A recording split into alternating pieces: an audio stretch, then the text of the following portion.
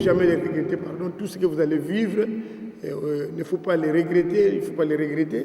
C'est au nom de Jésus-Christ, ne regrettez rien. Eh bien, nous avons marché, et puis après un autre cantique, on commence à chanter notre cantique, mais à ma grande surprise, les gens qui m'avaient accompagné n'entendaient rien. Et ils m'ont dit que nous n'entendons pas ces cantiques. Je dis, mais c'est pas possible. On est en train de chanter partout. Et à haute voix, vous n'entendez rien, nous n'entendons rien. Et puis, quelque part, on change de cantique, il commence à chanter Alléluia, Kemwanzambi, Alléluia, c'est Ousto, Alléluia. Donc, on disait maintenant que les merveilles de Dieu vont bientôt se manifester. Et puis après, on a marché, on arrive à un endroit. Il faisait 18h30, 19h moins. Moi, j'ai dit, nous ne pouvons plus continuer à marcher nuitamment. Il faut que nous puissions, dans un village, il faut qu'on prie d'abord. Parce que la nuit, on ne voit pas la route, on ne sait pas qu'est-ce qui peut nous arriver. Nous sommes encore des enfants, il faut que Dieu nous protège. Alors, pendant que moi j'ai prié, mon cousin, tellement que nous étions fatigués parce qu'on n'avait rien mangé depuis le matin. Lui n'avait pas obéi à ma recommandation, quoi. Il était resté là pendant que moi j'ai prié. Moi je croyais que lui était aussi à genoux. Or il n'était pas à genoux, il observait la nature. Et puis après il va me déranger. Il a coupé ma prière en me disant « Ya David, ya il dit, regardez ce qui se passe au ciel. » J'ai arrêté la prière parce que ça m'a paniqué. Je regarde au ciel comme ça. Je vois toutes les étoiles se sont regroupées en un seul endroit et ça formait un joli cercle juste au-dessus de nos têtes. Je dis, ah bon? Mais quel signe ça?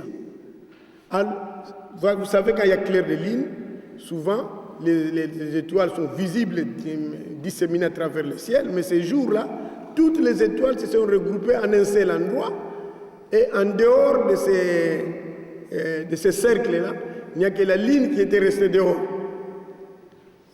Alors moi, je me suis dit, c'est ça qu'on appelle constellation des étoiles. Donc comme c'est au-dessus de nos têtes, donc c'est que Dieu a exaucé notre prière, continuons la route. C'est ainsi qu'on avait continué la route, on a marché. Et arrivé à un endroit, j'ai senti la terre a commencé à trembler. Vous voyez, quand vous êtes à côté d'un chemin de fer, lorsque les trains passent, ça bouge, il y a des secousses que nous sentons. Mais ces jours-là, c'était beaucoup plus fort. Donc, il y avait de fortes secousses, et que c'était sur toute l'étendue du pays. Et j'ai commencé à crier, j'ai dit, mais ça c'est le tremblement de terre, ça c'est le tremblement de terre. Et ils ont dit, mais tremblement de terre? Mais la terre ne tremble pas. Qu'est-ce qui s'est passé à David? Moi je dis, mais la terre est en train de trembler.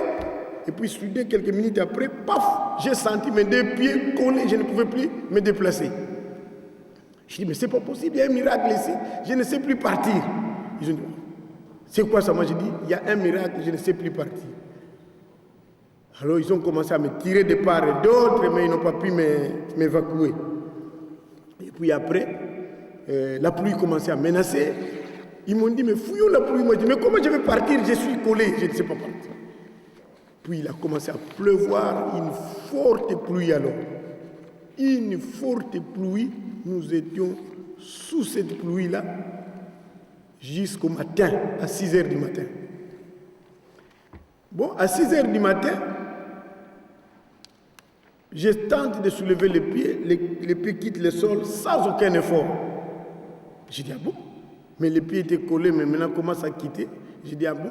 Peut-être Dieu ne veut pas qu'on arrive en Kamba. C'est comme ça qu'il nous a retenus au sol. Il m'a retenu au sol. Nous rentrons d'abord pour raconter ça aux parents. Alors qu'il nous restait seulement 12 km. Et là où nous venons, c'était un trajet de plus de 50 km. Alors maintenant, on fait rentrer. Mon cousin, qui prend la lampe tempête qu'on avait déposée au sol, il constate que la lampe tempête est collée aussi. Il me dit, ah David, voilà, c'est ce que moi j'ai senti sous mes pieds. Donc, c'est comme Nengenatie Moulanga, na tie mulangi na nani na lingna zo mulangi mais mulangi zo longa la mabelité. Moi-même je suis allé, j'ai tenté de tirer la lampe en vain. J'ai dit bon, comme moi j'ai quitté, abandonné cette lampe, rentrons, quitter cet endroit. Et puis on a fait demi-tour quand même. Chemin de retour, on arrive, on était de passage dans un village et les gens de ce village étaient étonnés de nous voir tous mouillés. Ils ont dit mais vous d'où venez-vous comme ça tous mouillés? J'ai dit mais nous partons pour Kamba, mais voilà ce que nous venons de vivre dans votre contrée ici. Moi, je suis resté collé au sol pendant toute la nuit jusqu'à 6 h du matin. D'ailleurs, la lampe tempête est restée collée, mais on a abandonné ça. Ils ont dit, ah bon, vous êtes resté collé ici, dans notre contrée, devant notre village? Moi, je dis, oui. En tout cas, vous ne pouvez pas partir. Il faut que le chef du village soit informé, parce que c'est lui qui représente l'État ici. Et puis, puisque vous partez en Kamba, il faut qu'on informe aussi les pasteurs de l'église kimbangiste. Alors, ils nous ont conduits chez les pasteurs de l'église kimbangiste. Ils sont allés informer les chefs du village. Alors, la nouvelle était répandue dans le village. Les gens venaient de partout pour venir voir, en courant pour venir voir les gens qui ont vécu le miracle dans les environs. Et puis après, quand ils sont arrivés, pendant qu'on me demandait qu'est-ce qui s'est passé, j'ai essayé d'expliquer au chef du village et au pasteur. Dès qu'elle m'a vu, je ne sais pas qu'est-ce qu'elle avait senti. Elle a crié, elle a jeté le seau d'eau qu'elle avait sur sa tête en disant « Ah, vous faites sortir cet homme du village !» Elle a fui dans la forêt. Tu n'es pas un extraterrestre, cet homme. Moi, je ne suis pas un extraterrestre. Mais comment une maman doit te fuir la journée comme ça? Moi, je dis, allez lui demander pourquoi il a fui. Parce que je suis en train de vivre des miracles, mais je n'ai pas entendu une voix, ni un message que voilà, tu es devenu ceci, ou bien tu vas avoir une mission, tu vas commencer à dire ceci. Mais comme elle a fui, je sais comprendre qu'est-ce qui se passe autour de moi. Elle n'a qu'à me dire maintenant, voilà ce que j'ai senti ou bien j'ai vu. La femme là n'a pas voulu dire, les gens sont allés pour lui demander. Elle a dit, faites sortir cet homme. Mais dites, qu'est-ce que vous avez remarqué? Elle a dit, faites sortir cet homme seulement du village. Et puis les gens sont venus, m'ont dit, bon, nous on trouve que la maman là a des pratiques obscures. Parce qu'elle ne fait pas dire. Alors, le conseil qu'on te donne, ne rentre pas en Banzangoum, tu dois plutôt arriver en Kamba. Il faut que tu parles et racontes ça au chef spirituel. C'est comme ça qu'on avait fait demi-tour encore. Maintenant, arrivé à... Donc là, je disais, fait prodigieux d'être colossal, c'est le 5e point. Fuite d'une femme au village Katatukal-Moeno, c'est le 6e point. Et puis, 7e point, vie d'un homme. Donc quand je suis arrivé en Kamba avec mes petits, mes cousins, j'ai vu un homme qui était à l'entrée d'un Kamba, habillé en pantalon bleu, chemise blanche. Bleu foncé, chemise blanche.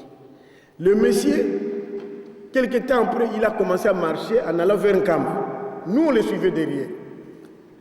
Bon. Arrivé à Weno, ceux qui connaissent un Kamba, ils savent déjà, ils connaissent Weno. Arrivé à Weno, ce monsieur a fait ses bras comme ça, comme quelqu'un qui voulait jouer. Et puis, il a fait comme ça. Il a commencé à voler comme ça.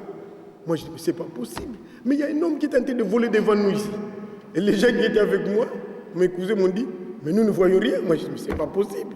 Moi, je suis resté debout, en train d'observer les mouvements de ces messieurs.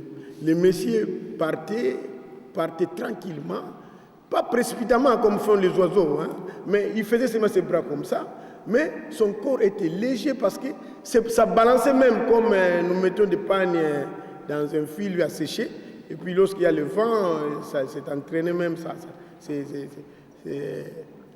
bouge, c'est entraîné même par le vent. Donc, le corps est entraîné par le vent, vous sentez vraiment que c'est comme il n'y avait pas un corps, mais vous voyez vraiment qu'il y a un homme qui est en train d'animer le corps, et jusqu'à aller tomber au mausolée de Papa Simon Kimbama. Et au mausolée, il est resté debout, il n'a pas fait 2 minutes. Il est encore reparti. Il est allé tomber dans une autre colline qu'on appelle Kilo. là où on a construit l'école secondaire d'Nkamba. Et devant les bâtiments scolaires, il a commencé à faire des sons en longueur comme quelqu'un qui est en train de jouer. Donc, vous voyez, les bâtiments scolaires, c'est subdivisé en plusieurs classes, c'est souvent long. Et lui va sauter de l'autre bout du bâtiment. Et puis après, un seul saut suffit pour rentrer encore de l'autre bout du bâtiment. Donc, il a fait ça plusieurs fois. Et puis après, il est resté encore debout devant le bâtiment. Quelque temps après, il est parti encore dans l'espace, en volant toujours. Il est parti en ligne verticale jusqu'à entrer dans le firmament. Donc moi, votre frère, je suis le témoin vivant de cet événement, de ce que je suis en train de vous raconter. Je vis un noir quitter cette terre et entrer au ciel en battant seulement les bras comme ça. Et c'était en Kamba. Bon, quand nous sommes arrivés en Kamba, j'avais beaucoup pleuré parce que les Sylviens sont venus me demander, mais pourquoi tu pleures? Moi, j'ai dit, j'ai vu un homme qui est en train de voler, qui a fait des miracles ici, mais il ne m'a pas parlé. C'est comme ça que j'ai pleuré. Parce que moi, je voulais qu'il me dise qu'est-ce que je devais avoir comme mission. Il ne m'a rien dit et puis il est parti dans le ciel. Donc voilà, c'est le 7 points de la révélation. Bon, mais ces 7 points-là, s'il faut vous détailler ça, ça va prendre du temps, mais je vais seulement vous parler un peu du 7e point dans les détails. C'est-à-dire, au Congo démocratique, l'uniforme de l'enseignement scolaire, c'est bleu-blanc, dans toute l'étendue du pays. Il était habillé en bleu-blanc, c'était pour me dire que je vais te donner une mission de l'enseignement. Bon, quand il est allé au mausolée, c'était pour me dire que c'est moi, Simon, qui t'a appelé dans les rêves et qui t'a dit de venir en Kamba. Maintenant, comme tu es arrivé, regarde la mission que je vais te donner. Il est parti à l'école, c'est pour me dire que c'est une mission didactique. Hein? Donc tu vas commencer à former des classes, des écoles, moi, Simo Kimbangu. Et puis quand il commençait à sauter en allant d'un bout à bout du bâtiment, c'était pour me dire que cette école-là, cet enseignement-là ira partout. Et toi, tu ne feras que voyager. Je suis ici aujourd'hui, je suis invité par l'Université de Lisbonne, et j'avais aussi une invitation à l'Université de Cologne. Mais avant de venir ici, j'étais à Kinshasa, à Matadi, j'étais invité pour une conférence à Matadi pour ouvrir la formation des centres pour l'ouverture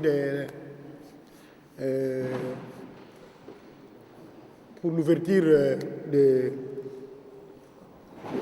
centres de formation de Matadi. Et puis après, je suis allé après Matadi, je suis allé à Nkamba. Après Nkamba, je suis rentré à Kinshasa pour Kisangani. Après Kisangani, je suis allé à Bunia. Après Bunia, je suis rentré à Kisangani. Kisangani, à Kinshasa, je suis allé à Lubumbashi. À Lubumbashi, après, je viens à Paris, au Portugal. Portugal, Lisbonne, Madrid en Espagne. Ici à Paris, je suis allé en Belgique, en Allemagne. Maintenant, je rentre encore ici. Demain, je suis attendu, le samedi, pardon. Je dois être à Rotterdam pour une conférence encore là-bas. Et puis, je suis invité aussi à Berlin pour une autre conférence. Donc, je ne fais que voyager comme faisait Papa Simon ce jour-là. Il va de l'autre bout du bâtiment, il va de l'autre bout du bâtiment. Donc, c'est ce que je fais toute ma vie maintenant. Donc, voilà, ça, ce sont les points qui m'ont beaucoup réconforté. Alors, les gens disent, mais comment tu es passé de l'écriture à la révélation? Pourquoi tu associes cette invention à la révélation?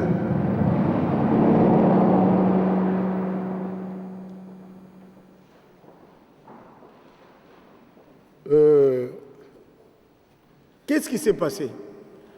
Après avoir vécu tous ces miracles, à mon retour, j'étais parti voir son éminence Denguena, le premier chef spirituel de l'église kimbanguiste. C'était pour qu'il me donne des conseils. Alors là, son éminence m'a dit ceci: mon fils, vous avez une grande mission, mon père t'a choisi, il veut t'utiliser, mais tu dois commencer à prier pour qu'il te révèle ta mission. Personne ne va te dire la mission que tu vas avoir. Lui-même viendra te voir, mais tu dois commencer à beaucoup prier. Et c'est comme ça que j'avais suivi ses conseils. Les 2 cantiques que j'ai chantés ici, le chef spirituel a appelé un pasteur, il a dit, papa pasteur, comment vous appelez ces cantiques? Nous appelons ces cantiques dans notre église.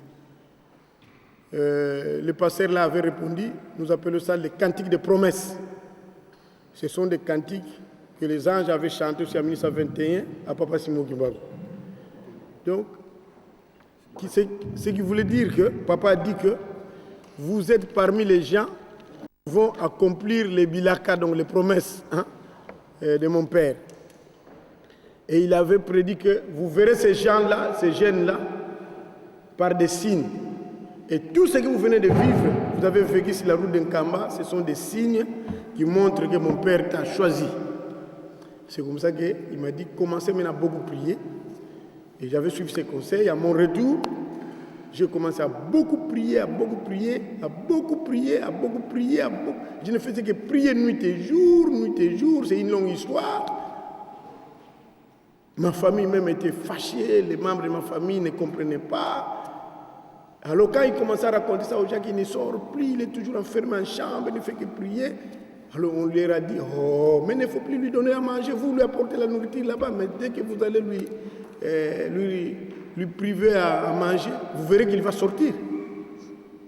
Et puis on a commencé à priver à manger, parfois toute la journée, parce que d'habitude le matin on venait me déposer le déjeuner, à midi on venait me déposer, mais je ne vois personne qui vient maintenant. Et puis après, vers 22h, parfois ma grand-mère qui était encore en vie, la maman de ma mère, qui venait me jeter la nourriture comme ça dans la chambre en me disant, imbécile, imbécile, toi tu crois qu'en priant comme ça la nourriture va tomber du ciel? Comment se fait-il pendant plusieurs mois tu t'enfermes en chambre, tu ne fais que prier, même si tu veux devenir prophète, mais ça ne se demande pas par la force, c'est Dieu qui donne. Pourquoi tu es pressé de devenir prophète comme ça? Tu demandes ça. On ne demande pas ça, c'est Dieu qui donne. Mais moi, je n'avais pas suivi tout ce qu'elle racontait, je ne faisais que prier, prier. Arrivé au 8e mois de prière, un jour, après avoir prié, j'ai observé le mur de ma chambre qui n'était pas enduite à la partie supérieure. Je découvre que le chiffre 5, le mur de briques est composé de deux éléments qui ont la forme des chiffres 5 et 2. Là, c'est un peu les images. Adrien, lancez le mur. Je découvre que le mur de briques est composé de deux éléments.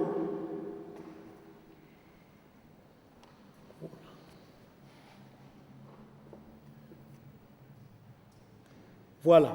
Je découvre que le mur de briques renferme des chiffres, c'est-à-dire les jouets là que les maçons forment en construisant le mur de briques, les agencements des briques, là, les lignes là que ça forme, moi je découvre que ces lignes là forment les jeux de chiffres 5 et 2 partout. Alors j'avais pris ça à la légère, pour moi c'était une simple découverte. À midi, quand mes petits qui m'avaient accompagné en Kamba sont arrivés, je leur ai dit, j'ai découvert que le mur de briques a des chiffres. Hein. Et je montrais aux petits comment ces deux chiffres, on les trouve dans les murs de briques. On a rigolé seulement et puis c'était tout. Maintenant, quand j'ai dormi la nuit, j'ai vu un insecte qui est venu se poser sur ma chemise. L'insecte s'est déplacé en sécrétant un liquide tout en répétant ces deux chiffres-là sur tout mon corps. Et quand je me suis réveillé au lit, j'ai dit, ah bon, mais les chiffres-là que j'ai découvert la journée, j'ai fait un rêve, on est venu répéter ça sur tout mon corps, sur mes habits, mais qu'est-ce que cela veut dire? J'ai encore prié, et puis j'ai encore dormi. Les jours suivants, les soirs, je dors encore la nuit. Je vois maintenant Papa Simon Kimbango qui vient me présenter un brevet. Il était dans cette position-là. Il m'a présenté un brevet. Adrien, vous pouvez montrer l'image. Voilà. Il était dans cette position. Il m'a montré un brevet comme ça, mais ce brevet était intitulé, ça avait bien lu. Le titre de ce brevet était intitulé, le brevet était intitulé Brevet d'activité matérielle. Parce que toutes les lettres, ça brillait comme de l'or, comme des lettres électroniques. Et puis après, il m'a dit, les deux chiffres là que tu as vus, c'est avec ça que vous allez faire tout ce dont vous aurez besoin dans l'activité matérielle. Commencez à étudier ça. Et puis le rêve s'est arrêté. À partir de ce jour, j'étais devenu chercheur jusqu'à aujourd'hui. Je suis devenu chercheur parce que quand je commençais à étudier ces deux chiffres, maintenant, je ne priais plus. Et les petits ont commencé à dire, oh, mais il ne prie plus, mais il ne fait qu'écrire. Il ne fait qu'écrire. Alors, ils venaient en chambre, mes oncles parfois venaient pour voir, qu'est-ce que tu es en train d'écrire? Moi, je dis, non, j'ai découvert des éléments qu'on m'a révélé par Papa Simon Kimbangu, ils sont en train d'étudier. Mais ces des éléments, c'est quoi? Moi, je dis, non, c'est les chiffres 5 et 2. Mais qu'est-ce que ça va aboutir à quoi? Moi, je dis, non, il m'a demandé seulement de faire des recherches. Mais ça, c'est la folie, David. Moi, je dis, non, c'est pas la folie. Et ça, c'est quel signe ici? Moi, je dis, ça, c'est l'angle de 0 degré. L'angle à Mamanayo. Angle, c'est la cabouille. Moi, je dis, oh, mais ça, l'angle de 0 degré. Il dit, ça, c'est la folie, David. Un fou, il n'a jamais compris qu'il est fou. Ce sont les gens qui comprennent que lui est devenu fou. Parce que ce qu'il fait n'est plus normal. Toi, tu es fou maintenant. Moi, je dis, non, moi, je ne suis pas fou. Tu es fou. Donc, voilà comment j'ai toujours dit aux gens que cette écriture m'a été révélée, parce que ni était cette apparition de Papa Simon Kimbangu, moi, je n'allais pas faire des recherches à partir de ces deux chiffres. Moi, ce que j'attendais peut-être, c'est évangéliser les gens. Peut-être la voix allait me dire que tu vas commencer à prêcher aux gens, aller raconter dans des villages, et que Dieu peut, bientôt il y aura la fin du monde, Dieu va parler, il va prendre une décision pour ceux qui ne veulent pas écouter. Tout. Donc moi, c'est ce que j'attendais. Bon, donc voilà. Le deuxième volet, j'avais dit, je vais vous parler de la découverte. Au premier point, nous allons parler de la découverte sur le mur de briques de deux éléments qui ont le forme des chiffres 5 et 2, qui sont symétriques par rapport au principe des miroirs. Deuxième point, l'étude de ces deux éléments qui ont donné naissance à la grande découverte de nouveaux types d'angles, qui nous ont permis de passer du simple au complexe. Troisième point, l'étude de ces angles qui ont engendré différentes positions qui nous ont permis la codification équivalente aux consonnes de l'écriture latine. Quatrième point, la découverte des voyelles avec lesquelles nous pouvons émettre les sons et donner des formes spéciales aux figures des différents domaines. Donc ces deux chiffres-là que vous avez vus, ces deux chiffres sont symétriques par rapport au principe des miroirs. C'est-à-dire, quand j'avais découvert ça, ça m'a beaucoup encouragé. C'est-à-dire, quand vous prenez le chiffre 5, vous prenez un petit miroir, vous regardez dans le miroir, vous verrez que 5 dans le miroir deviendra 2. Et 2 deviendra 5. Le miroir que nous utilisons pour voir la figure, il suffit de voir, de regarder 5, vous verrez que l'image dans le miroir deviendra 2. Et il y a un principe mathématique qui dit ceci. L'image d'un objet formé dans un miroir est symétrique à l'objet par rapport au miroir. Elle est de même grandeur que l'objet, mais ne lui est pas superposable. J'ai même traduit ça en Kikongo en disant que qui m'a quitté talo mon tala tala, qui n'a ma talana et qui m'a quitté talo, qui n'a bu nene bu mosi, quand si kakelen dit tenti qui soit ko. Impossible de superposer ça.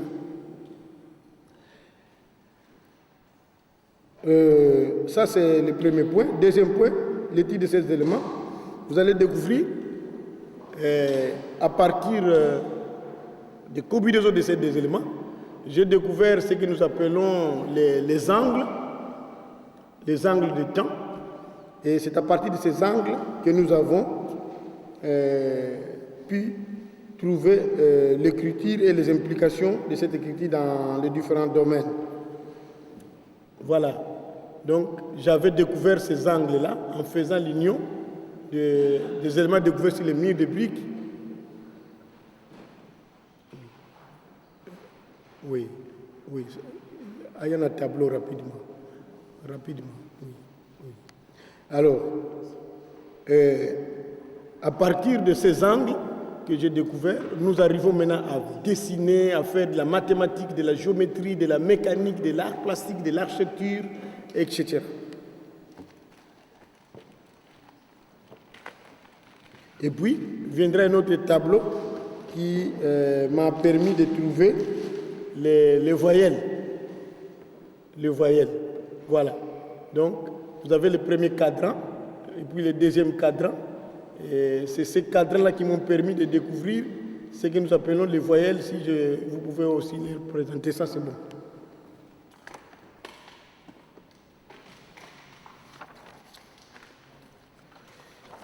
Alors, troisième volet, je vais vous parler des implications de cette écriture dans la science, notamment dans la mécanique, dans l'art plastique, dans l'architecture et dans le domaine linguistique, où nous avons trouvé des permutations des syllabes qui nous donnent de nouveaux mots dans les mêmes champs sémantiques. Mais je préfère passer vite au tableau pour vous les démontrer. Voilà, mes chers frères, pour gagner le temps, parce qu'on me signale déjà que le temps qu'on m'a accordé.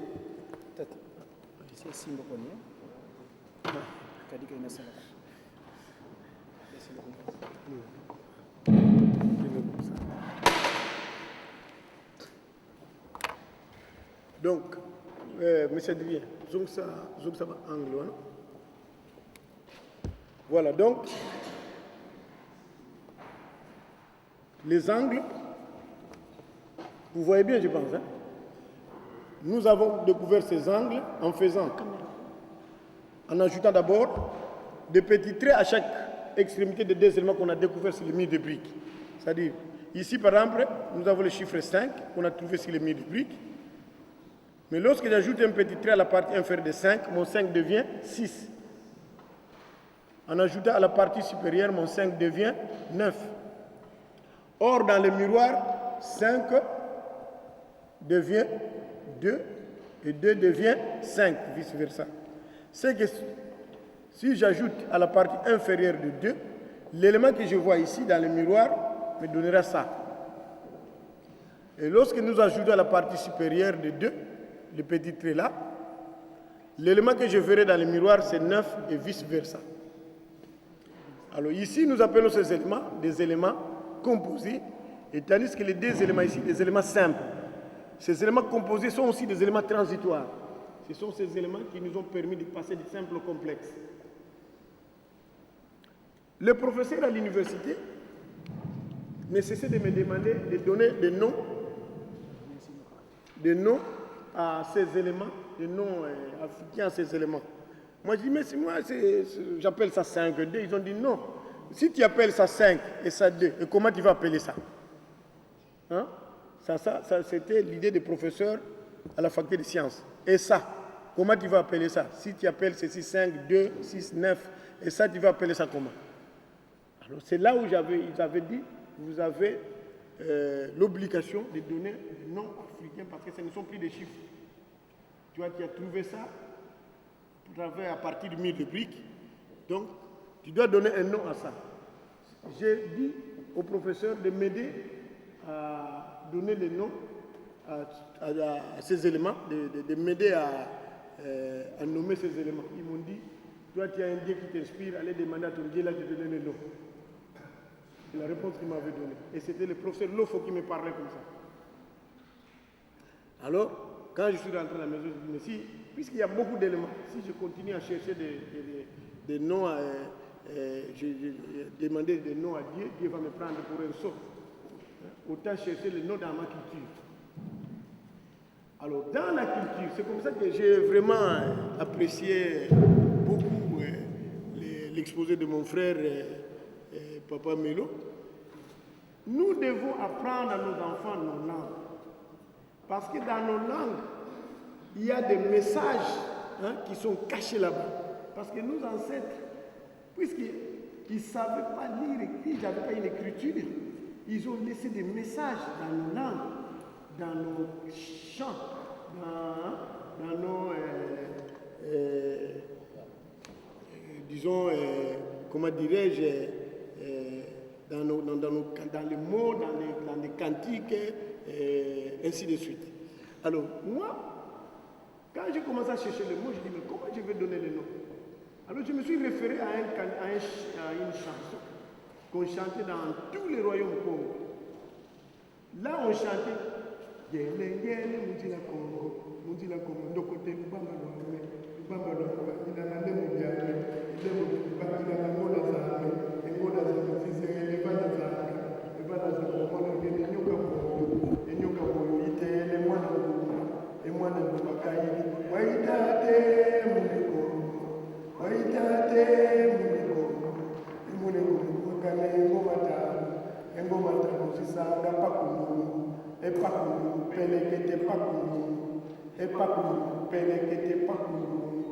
Donc, j'ai appelé ces deux éléments ici, 5, Pakundungu,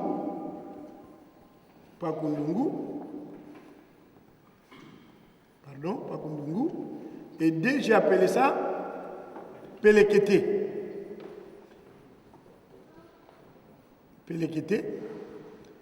C'est là où j'ai toujours dit que nous devons vraiment faire des recherches. Parce que quand vous regardez Pakundungu Pelekete, ça c'est le macro et ça c'est le micro. C'est ça qu'on appelle dans la loi de la dualité. Hein? Puisque même quand la stratégie, ils ont dit il y a la grosse caisse et la caisse claire. La grosse caisse, ça fait Pakundungu. Et la caisse claire, il faut vous voyez? Donc, il y a deux sons, tam-tam, le Pakundungu et le Pelekete. Et quand vous regardez, Ndungu veut dire Ndungu, donc ce qui est gros. Hein, en Congo, ceux qui connaissent le Congo savent quand on dit Ndungu, veut dire quelque chose de gros. Hein? Quand on dit Ndungu,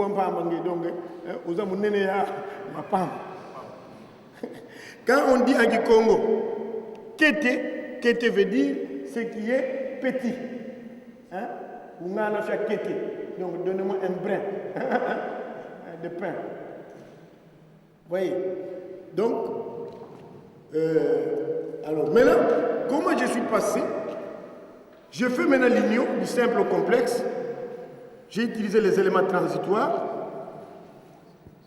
Et c'est ça. Vous voyez? J'ai trouvé maintenant, passer dans l'angle. Ok. Voilà. C'est comme ça que j'avais découvert le premier angle là que vous voyez à la partie supérieure de l'angle de 0 degré. Et le diagramme que vous voyez au milieu montre seulement l'évolution de l'élément des petits traits que j'ai ajouté à 5 pour faire 6. Ces petits traits-là, en le faisant parcourir une course de moitié sa valeur en mouvement cyclique continu, cette clé va commencer à se transformer. Et la transformation, c'est ce que vous voyez au deuxième temps, ça devient 45 degrés, troisième temps 90 degrés, tous les tableaux. Pour que vous puissiez bien comprendre, parce que c'est très important, vous avez le premier temps, dans le diagramme que vous voyez là-bas, nous disons que l'élément est là, le petit trait ici, qu'on a ajouté à 5. Alors, au deuxième temps, l'élément se déplace. Il était là au premier temps, maintenant il est là, à 45 degrés. C'est-à-dire, il a fait ça, il était là, maintenant là, il a fait ça. Il est un peu oblique par rapport à sa position initiale. Au troisième temps, le petit trait a disparu. Il était là, maintenant il est là. Et nous le voyons là comme un point. Donc le point est là, mais si c'était sur un matériel didactique, vous verrez qu'il est seulement en position horizontale par rapport à sa position verticale du point de départ. Nous continuons la course en poursuivant toujours cet élément. Ici, dans le diagramme, vous verrez que là, il était là, mais maintenant, il est là. Il est maintenant, là, il est à 90 degrés, là, il est à 135 degrés. Donc, il forme maintenant un angle obtus. Et à 180 degrés, vous verrez que l'élément reprend sa longueur normale. Donc là, maintenant, il forme un angle plat. Donc, il était là, maintenant il est là. Il forme un angle de 180 degrés, l'angle plat, par rapport à sa position initiale. Donc voilà, mes chers frères, comment j'ai découvert ces angles. Et lorsque vous passez le miroir, vous voyez chaque angle avec son revers. Donc c'est ça.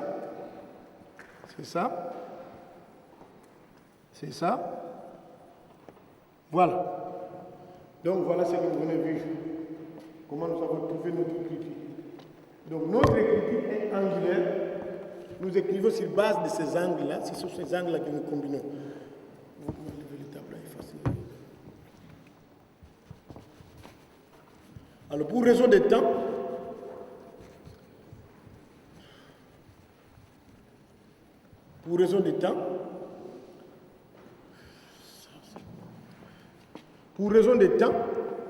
le deuxième tableau, Adrien.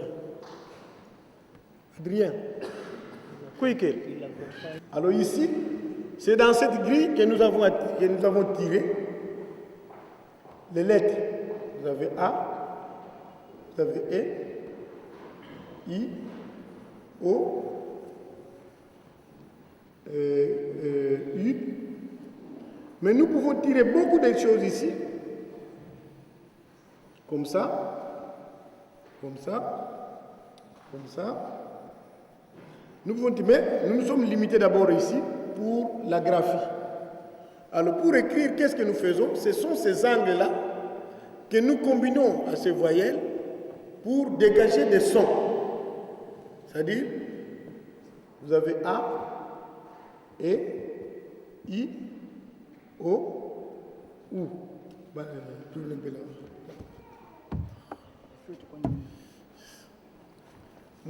Voilà, très bien.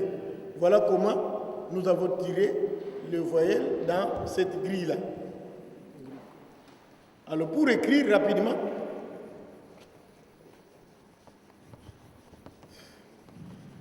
comment nous écrivons? Nous associons ces angles-là. Voilà. Vous avez, par exemple, à la première position, vous avez bas. Deuxième position, vous avez qui. Vous avez do. Et là, en bas, vous avez la famille Péléguété. Vous avez do, vous avez ta, vous avez la. Et pour former des mots, par exemple, je vais écrire quelque chose.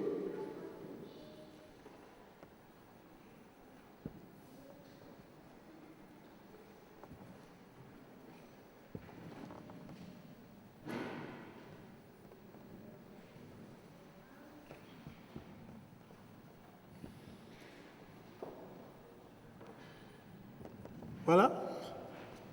Lisez un peu ce que j'ai dit. Comment ça?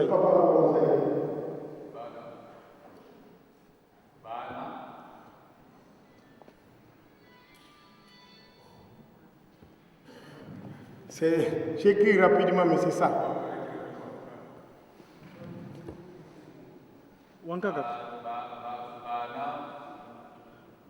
Qui peut lire rapidement parce que Papa qui fouille. Voilà. J'écris Bana pour ton mot de la vie. Voyez.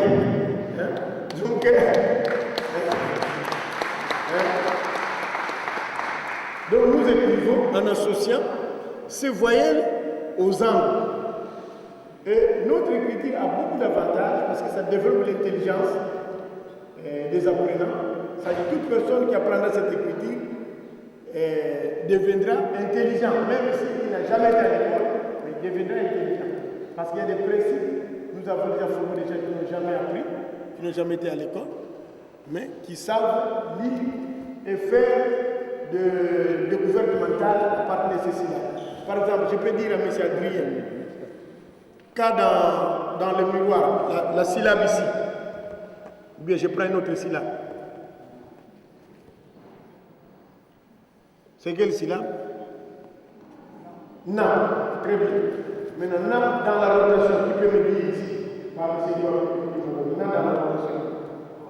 Va au premier temps. Au premier temps, va au premier temps. Va. Je dis bien, va au premier temps. Vous n'allez pas me tromper. Va au premier temps. Va. Le bas, quoi. Va au premier temps. Da. Parce que si moi je me trompe, c'est grave. Vous mettez dans le miroir. Dans le miroir. Très bien. Au quatrième temps. Ga au quatrième temps. Quatrième temps. Au quatrième temps. Ga au quatrième temps. Ya, très bien. dans le miroir. Très bien. Et dans la rotation. Dans la rotation.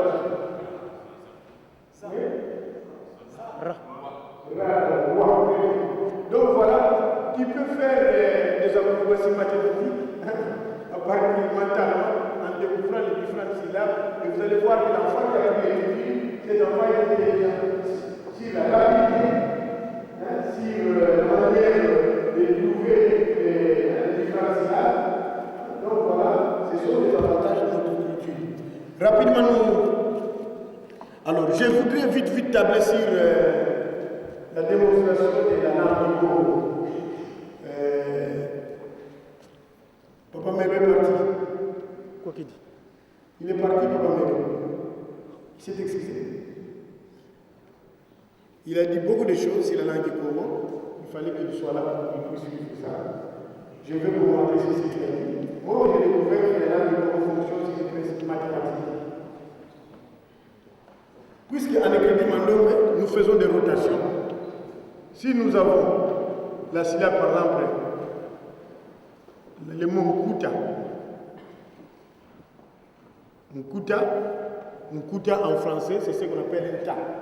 Quand vous allez au marché ou dans les alimentations, vous trouvez des tas de légumes, des bananes. Quand vous faites la rotation d'un coup, un tas, ça vous donne un tas. Évidemment, les sons changent selon les milieux. Par exemple, chez les Yaka, chez les Bakongo, dans les Bandou, les prononcent un tac. Et chaque marchandise au marché, ça c'est une kuta, donc c'est la marchandise. Marchandise.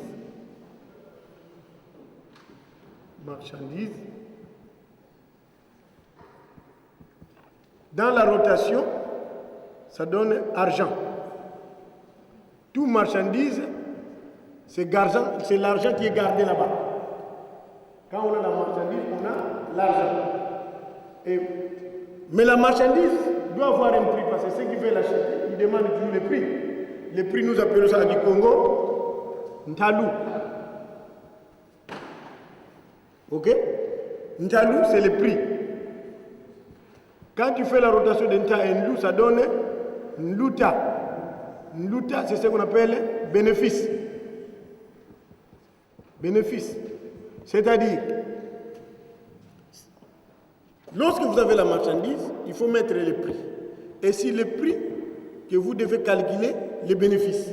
Et les bénéfices feront que vous puissiez avoir de l'argent. Et puis avec cet argent, vous allez encore acheter d'autres marchandises et vous allez commencer à tourner. C'est le commerce. C'est que nos ancêtres savaient tout ça. Parce que ces mots ne sont pas des mots qu'on a trouvés de façon hasard. Mais par manque peut-être une écriture, ils n'ont pas pu le démontrer.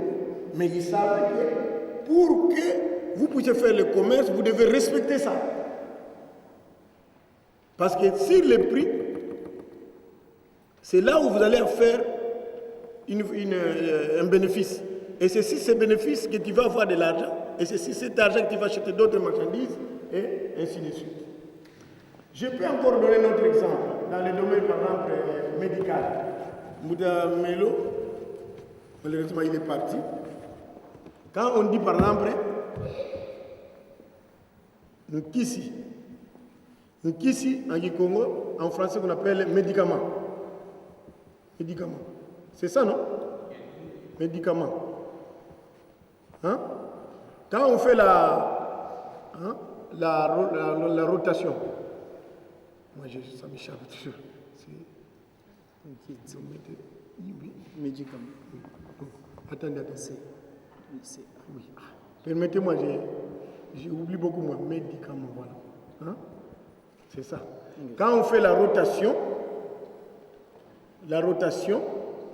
de médicament, d'Nkisi, ça nous donne le mot Nsiki. Nsiki veut dire tout ce qui est amer. Hein? Donc, dans le temps, nos ancêtres prenaient comme un remède, comme médicament, tout ce qui est amer.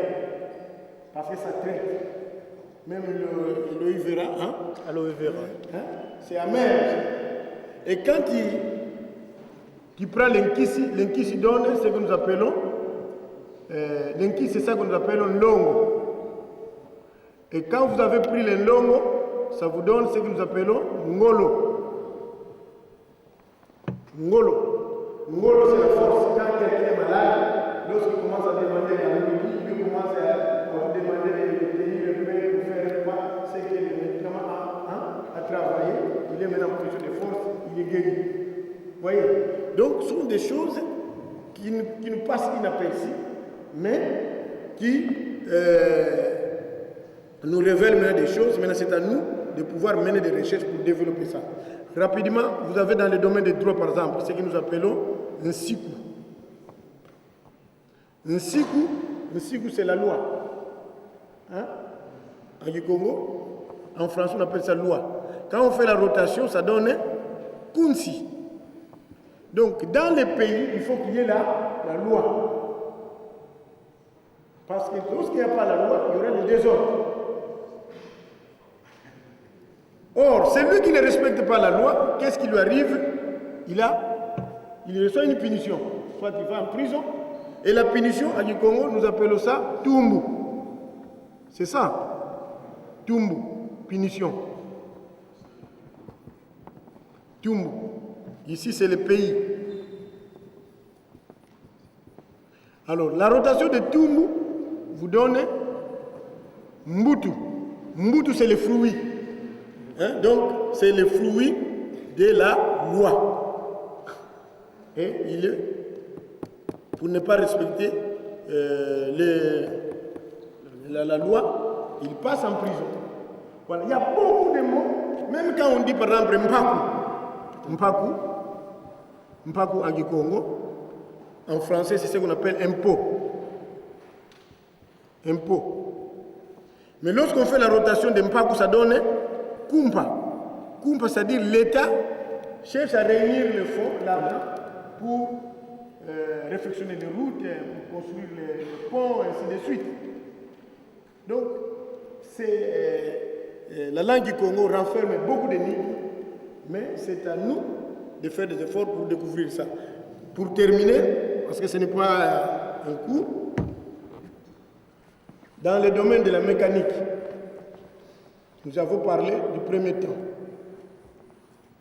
Attendez, laissez ça. Troisième temps, deuxième temps, troisième temps, et puis quatrième temps. Or, chaque élément doit avoir son revers dans le miroir en faisant l'union avec les revers. Permettez. Chaque élément avec son revers. Nous avons ici une fusion. Mais lorsqu'on observe cette fusion, moi j'avais découvert qu'à la partie supérieure, il y a un rectangle. Ce rectangle-là, c'est ça qu'on appelle piston. Piston, et ça c'est la bielle. Voilà, ça c'est la bielle. Et vous voyez, là, au deuxième temps, mais mettez au deuxième temps déjà. Au deuxième temps, le piston qui était assis ici, en mécanique on appelle ça premier temps du moteur. Au deuxième temps, le piston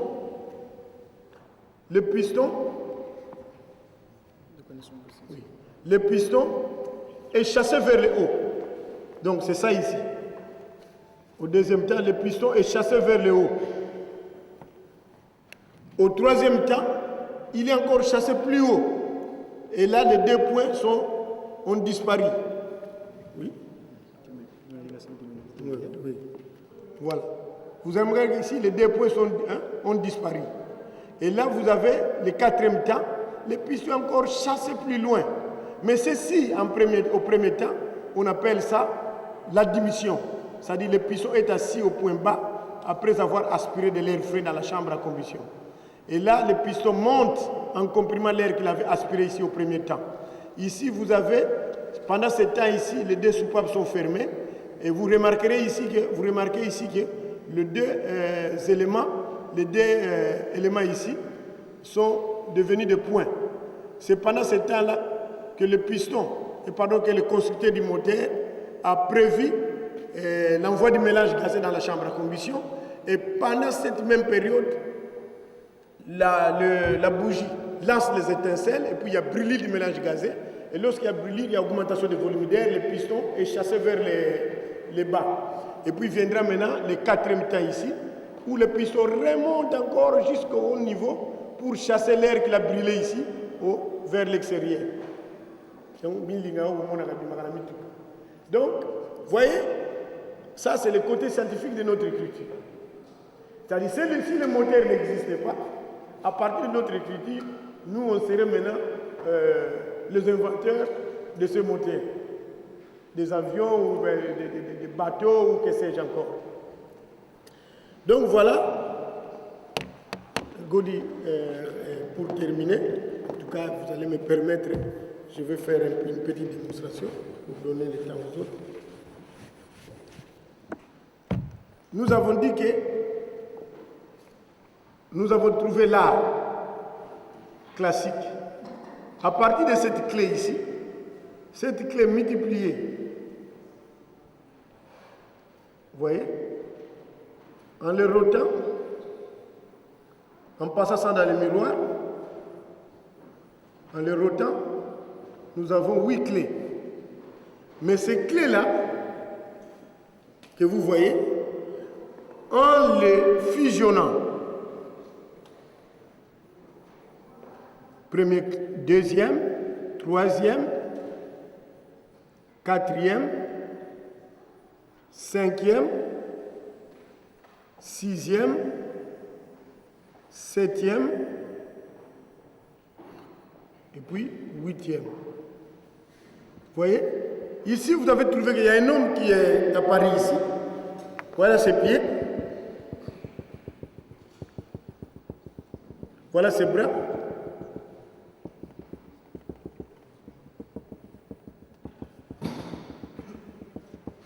Voilà son corps. Ici, c'est le ventre. Ça, c'est la poitrine. Voilà. Rien qu'en faisant la fusion de ces clés-là, nous avons trouvé qu'il y a une figure. Et cette figure renferme beaucoup de choses parce que nous pouvons les découper en plusieurs puzzles. Hein, et les enfants peuvent les rassembler pour voir le niveau d'intelligence des enfants. Vous voyez? Et on peut aussi faire d'exercices que j'avais découvert pour voir la rapidité d'un enfant qui a pris le petit mandombe, s'il a bien éduqué sa main, hein, parce que pour écrire, il faut passer à des exercices de la graphie. À partir de ce genre à partir de ce dessin, vous pouvez voir le niveau de l'enfant, si la rapidité et si la maîtrise de l'écriture. Voilà, mes chers frères, il y a beaucoup de choses pour raison de temps. Vous verrez, il y a des motifs décoratifs que les enfants sont en train de réaliser, mais puisque pour le temps qui nous est accordé, je viens même de dépasser déjà l'heure, prière de m'excuser. Donc, voilà, l'écriture Mandombe, et là, elle existe. Elle n'est plus un enjeu de curiosité, comme le disent nos frères. C'est un enjeu maintenant de notre développement. C'est à nous de le prendre au sérieux. Je dis et je vous remercie.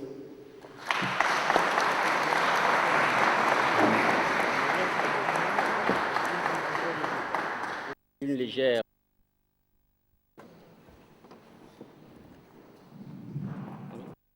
Je disais que nous avons un peu plus de temps, mais franchement, nous n'avons pas senti que nous avions pris du temps parce qu'on était emportés dans l'exposé.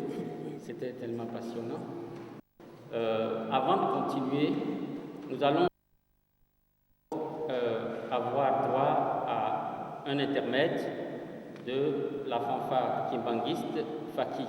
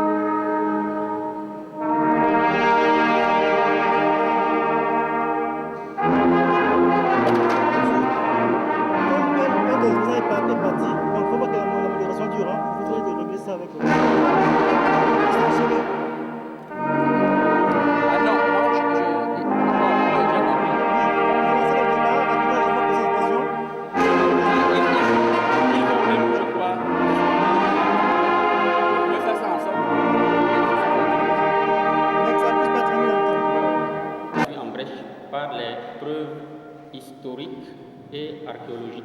Si l'homme est né en Afrique, il est logique que l'homme a d'abord parlé en Afrique, nous a affirmé Mzeyito Josias.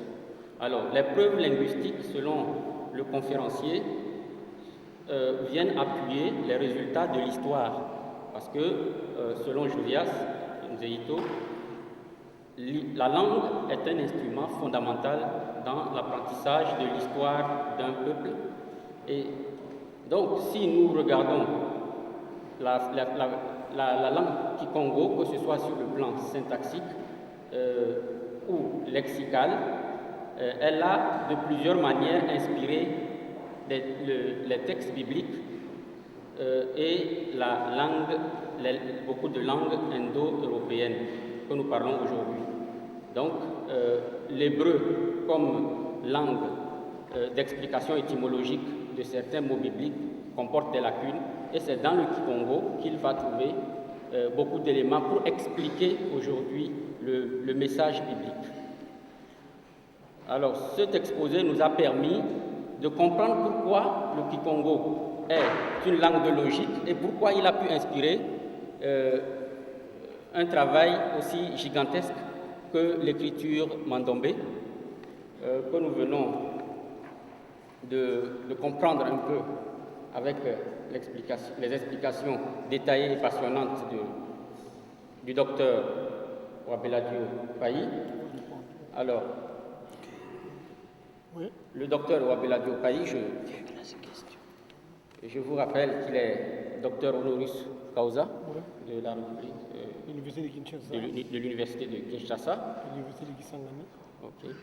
Donc, docteur honoris causa de l'université de Kinshasa. Les deux, oui. Kisangani et Kinshasa.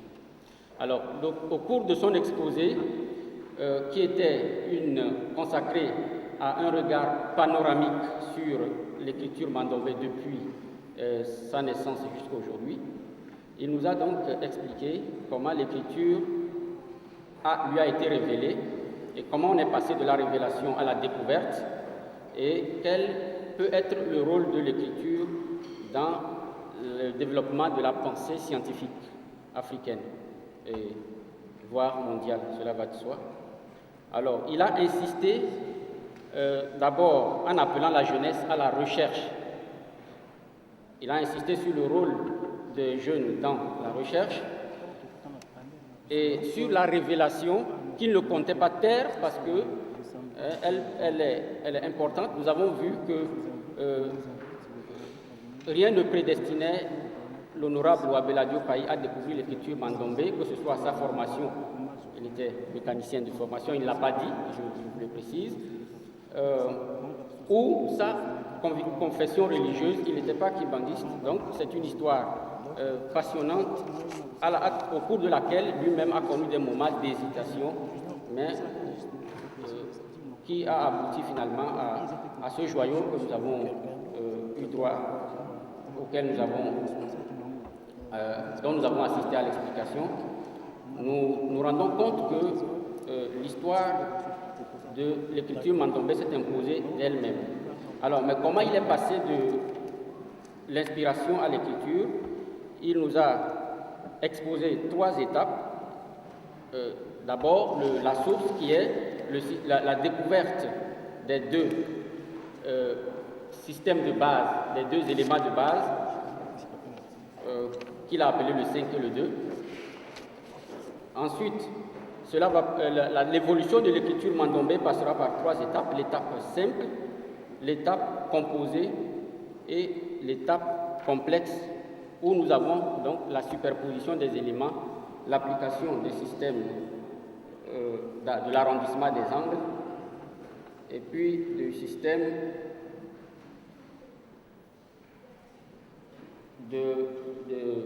l'arrondissement des angles, du système de rotation.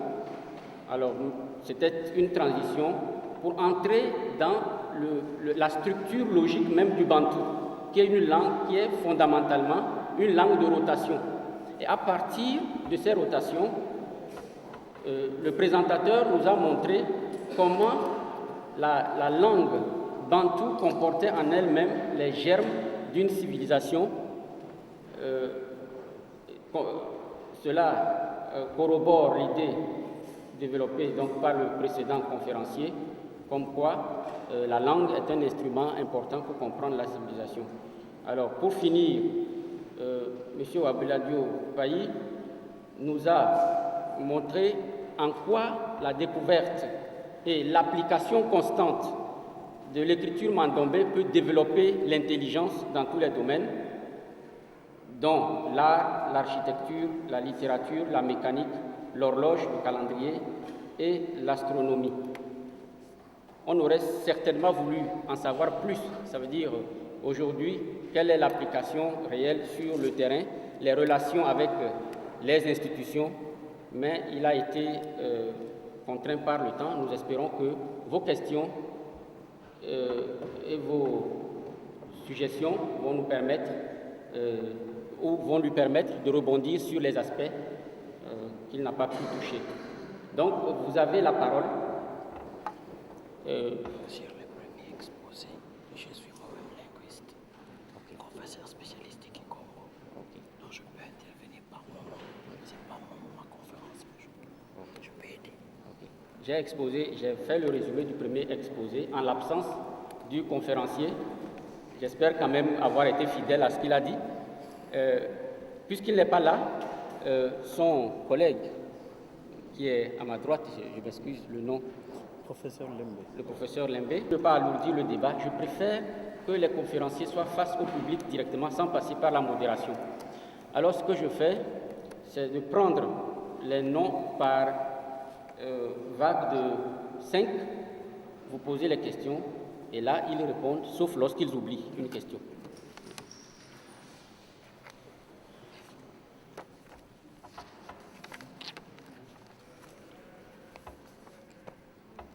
Oui, il n'y a pas encore de doigt en l'air. Ça veut dire qu'il n'y a pas de Quel est le question. cas? Oui, s'il n'y a pas de question, heureusement, oui. Vous donnez le nom.